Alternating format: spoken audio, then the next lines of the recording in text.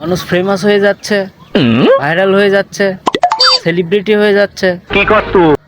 আর আমাকে যে 2-3 জন চিনতো, আস্তে আস্তে তারাও ভুলে যাচ্ছে।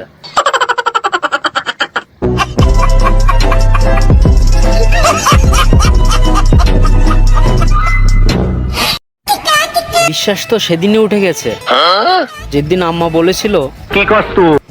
যে আয় ঘরে আয়। সত্যি কইতাছি, মারুম না।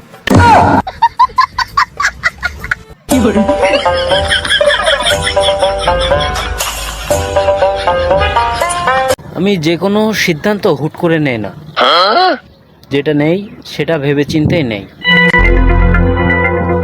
কিন্তু সেটা পরবর্তীতে আবার ভুলে পরিণত হয়। কি করতো?